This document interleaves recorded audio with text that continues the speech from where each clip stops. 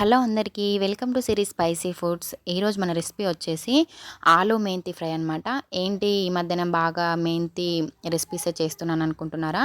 మరి మెంతి సీజన్లో అయితే మనం మెంతిని అయితే ఎక్కువగా ప్రిఫరెన్స్ ఇవ్వాలన్నమాట. అందుకని నేను ఎక్కువగా మెంతి సీజన్లోనైతే ఇది బాగా యూజ్ చేస్తాను. ఇప్పుడైతే మనం సింపుల్గా ఆలు మెంతి ఫ్రైని ఎలా ప్రిపేర్ చేసుకోవాలో చూసుకుందాం. చాలా మంచి టేస్ట్లో అయితే ఉంటుంది. తప్పకుండా మీరు కూడా ట్రై చేయండి. ముందుగా అయితే నేను ఇక్కడ 2 ఆలులను తీసుకుంటున్నాను. ఈ 2 బంగాళదుంపలను అయితే మొత్తం మనం పొట్టు తీసేసుకొని వాష్ చేసుకోవాలన్నమాట. వాష్ చేసుకొని ఇంకా సన్నటి ముక్కలుగానైతే కట్ చేసుకోవాలి. ఎంత సన్నగా ఉంటే అంత బాగుంటుందన్నమాట ఈ ఫ్రై అనేది. మనం వాటర్ అనేది ఏం యూజ్ చేయకుండా ఫ్రై చేసుకుంటాం కాబట్టి ఎంత వీలైనంత సన్నగా కట్ చేసుకుంటే అంత బాగా ఫ్రై అయిపోయి మనకి టేస్ట్ అయితే వస్తుంది. ఈ విధంగా సన్నటి ముక్కలుగా కట్ చేసుకొని పక్కన ఉంచుకోండి. ఇంకా మెంతి కూరను కూడా తీసుకొని ఇలా కట్ చేసుకొని వాష్ చేసుకొని పక్కన పెట్టుకోవాలి. ఇంక ఇప్పుడు ఒక ప్యాన్ అయితే పెట్టేసుకొని 4 టేబుల్ స్పూన్ల ఆయిల్ని అయితే వేసుకుంటున్నాను. మనకి ఈ బంగాళదుంప అలాగే మెంతి మంచిగా ఫ్రై అవ్వడానికైతే మనం 4 నుండి 5 టేబుల్ స్పూన్ల ఆయిల్ని అయితే వేసుకోవాలి. అలాగే పచ్చిమిర్చి మీడియం సైజ్ ఆనియన్ కూడా వేసుకొని బాగా ఫ్రై చేసుకోవాలి.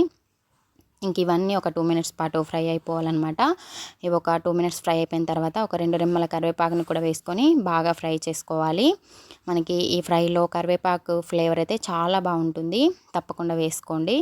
ఇంక ఇప్పుడు బంగాళదుంపల ముక్కలను అయితే ఇందులో వేసేసుకోవాలి. ఈ పచ్చిమిర్చి ఆనియన్ వేసిన వెంటనే మనం బంగాళదుంపల్ని వేసుకుంటేనే మనకి మంచిగా ఫ్రై అయిపోతుంది అనమాట బంగాళదుంపల ముక్కలైతే. ఇంకా అందుకని మనం త్వరగా ఈ ముక్కల్ని వేసుకొని చాలాసేపు అయితే ఫ్రై చేసుకోవాలి. మనకి 5 మినిట్స్ అయితే పడుతుంది. ఇంకా అలా లో ఫ్లేమ్ పెట్టేసి అలా కలుపుతూ ఉండాలన్నమాట. ఇవి తొందరగా అడుగు పడుతూ ఉంటాయి కాబట్టి సో వెంటనే కలుపుతూ మనం ఫ్రై అయితే చేసుకోవాలి. ఈ విధంగా ఫ్రై చేసుకొని ఒక 5 మినిట్స్ పాటు అయితే ఫ్రై చేసుకోవాలి. అప్పుడే మనకి మంచి టేస్ట్ అయితే వస్తుంది. ఈ బంగాళదుంపల ముక్కలు కూడా మనకి మెత్తబడిపోతాయి అనమాట. చూడండి మ్యాక్సిమం ఫ్రై అయితే అయిపోయినాయి. ఇంక ఇప్పుడు ఈ ఫైనల్ స్టేజ్ అనమాట. ఇంక ఇప్పుడైతే మెంతికూరని వేసుకుందాము. ఈ మెంతికూర కూడా ఆయిల్లో చక్కగా ఫ్రై అయితేనే మనకి మంచి టేస్ట్ చేదు అనేది లేకుండా చాలా బాగుంటుంది. ఈ మెంతికూరని అయితే నేను సన్నగా తురుముకున్నాను చూడండి. ఈ మెంతికూర కూడా మనకి ఇంకా ఒక 5 మినిట్స్ అయితే ఫ్రై అవ్వాలి. మెంతికూర వేసిన తర్వాత ఎక్కువగా అడుగు పట్టదనమాట. ఇంకా కలుపుతూ అలా ఉంచడమే. మెంతికూర కూడా చాలాసేపు ఫ్రై అయిపోతేనే అప్పుడే మనకి ఈ ఆలు మెంతి ఫ్రై అయితే చాలా మంచి టేస్ట్లో అయితే రెడీ అవుతుందన్నమాట. ఇలా కలుపుతూ మనం మెంతిని అయితే బాగా ఫ్రై చేసుకోవాలి. చూడండి ఒక 5 మినిట్స్ పాటు అయితే మనకి ఫ్రై అయిపోతుంది. ఇంక ఇప్పుడు టేస్ట్కి సరిపడా సాల్ట్ కూడా వేసుకొని అలాగే ఒక చిటికెడు పసుపు కూడా వేసుకొని ఇంకా బాగా కలుపుకోవాలి. ఇంకొకసారి సాల్ట్ అంతా పట్టేసేలాగా బాగా కలిపేసుకోవాలి.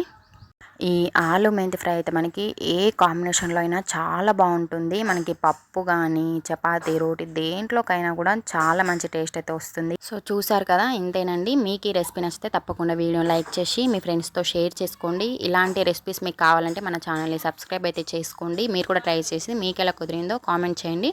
Thank you for watching.